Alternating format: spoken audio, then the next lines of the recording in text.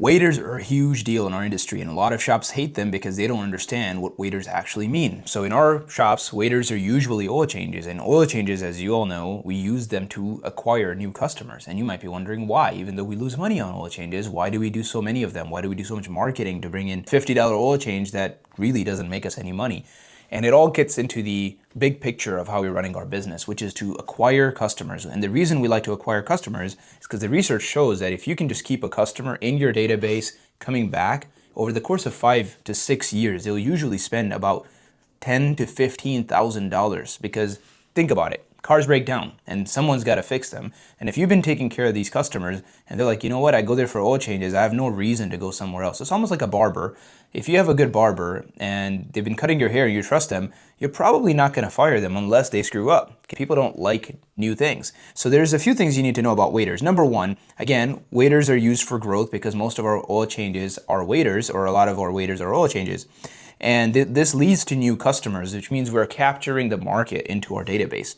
It also brings back existing customers because, again, they've been here for oil changes and they'll come back in because they like you. And you may not realize that that $50 ticket is not what they're there for. They're there because we're trying to keep them coming back to us the next time they have a broken car. The goal is to retain or obtain and retain. And you cannot screw up with new customers. I've often akined it to dating. First date you go on, you have very little leeway. You can't mess it up. And usually what happens is that over the course of 10 visits, that customer is going to average out more than your ARO, or right about your ARO, your average repair order. But the first 2 to 3 visits, you're not going to get generally much spending out of them. The first visit, they may just come in for an oil change just to try you out. It's a low risk offer for them. They like you, they return. And they may just still do an oil change. The third visit, they may do a fluid. The fourth visit or the fifth visit, they'll be like, oh my gosh, because by now they've spent about 15 to 20,000 miles already since they've been in, because they're coming in every 5 to 7,000 miles. So by the fourth visit, they've already put 20,000 miles on their car. Chances are something has gone wrong with their car. And if you have done a good job of keeping them happy and keeping them coming back, guess what? They're going to call you and say, hey, that car fix place or that auto pro place is fantastic. Let me just call these guys because, hey, my brakes are making noise. You guys have been taking care of my oil changes. Can I come in? And that's when you say, absolutely, please come on in. Would be happy to take care of you. Now, here's some tips.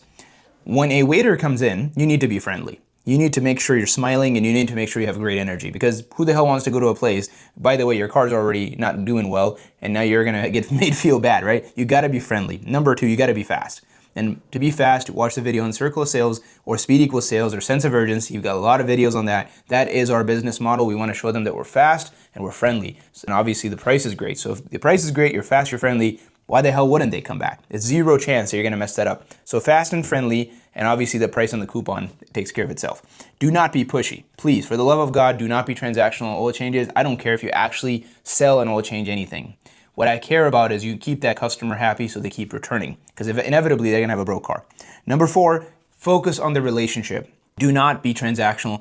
Make sure that you ask questions and listen, get to know the person. This is an opportunity for us to keep having more contact. And the more contact we have with our customers, the more dates we go on with our customer, the more likelihood that they're going to trust us, they're going to love us. And when that big ticket does come in, they do love you, they do trust you. They say, you know what, Zane, you've done a good job. I remember every time I come in, we're having a good time. I've got to know you. Remember, guys, trust is the main reason why people don't buy stuff. So you can build this trust through these oil changes. And also, it's great to just have customers and get to know people. And if you don't like that, you shouldn't be selling service, right?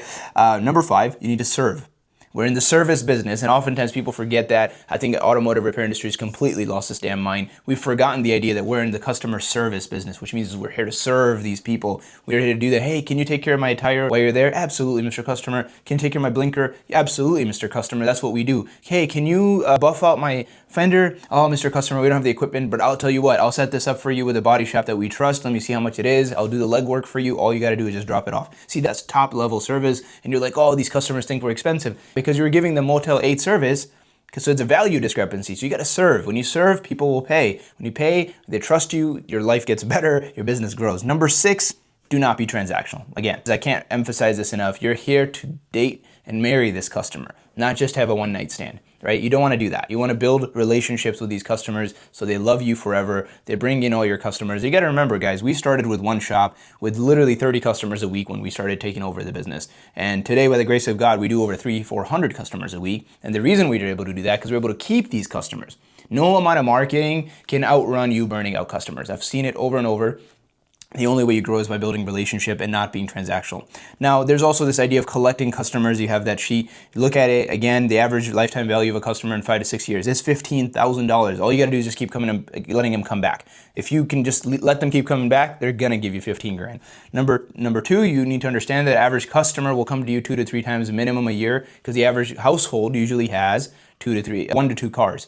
So we're focusing on customers, not on cars, right? If you keep the household happy, you'll get that household to bring you at least, the Smiths will bring you 2 to 3 times you'll see them in your shop a year, because again, they have 2 cars, and on average, every car you'll see 1.5 times a year, because some people drive more, some people drive less, but on average, you'll see every household about 3 times a year, which gives you great opportunity to build that trust. And remember, like I said, you're not gonna get your average ticket the first, second, or maybe even the third visit. You'll have to be okay with taking those 50s, but as long as you blow their socks off, they will come to you on the 4th, 5th, and 6th visit, give you a ton of money, because their car is gonna break. It's just human nature, or the nature of the car is really 20,000 miles, 30,000 miles.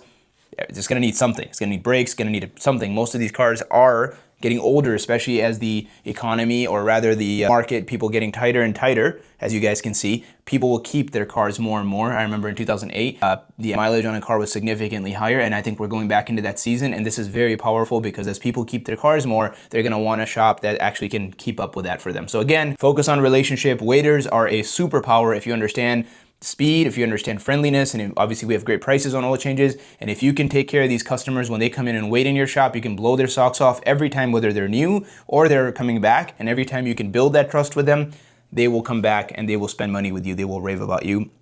And you do have more leeway with a customer that's been in your shop to drop a ball on the 7th or 8th visit. They'll give you some grace, because they're like, you know what, the last 6 visits you did great.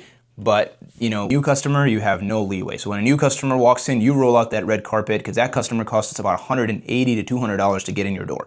That's how much it costs to get a new customer. It only takes $20 to retain a customer. It costs 10 times more to buy a new one. That's why you can't outrun burning out customers. You will literally go broke, and the price of that containment gets higher and higher as you burn out the market. I looked at a shop, they're spending $300 for every new customer, because they just burned out the whole market. That's a great way to get out of business. So again, I've said this before, the one thing that I don't tolerate that will get you quickly get out of this company is if you piss off customers. Everything else I'm pretty understanding about.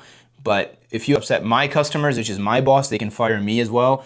Don't know why you should be in the company. So this is a warning as well as an educational moment, hopefully. Please, waiters are a very powerful way to grow your business. Be fast, be friendly, do not be transactional, build relationships. And if you can do that, you will be able to grow a company that will be beyond understanding. I hope this helps. Thank you very much. I'll see you guys on the upcoming videos.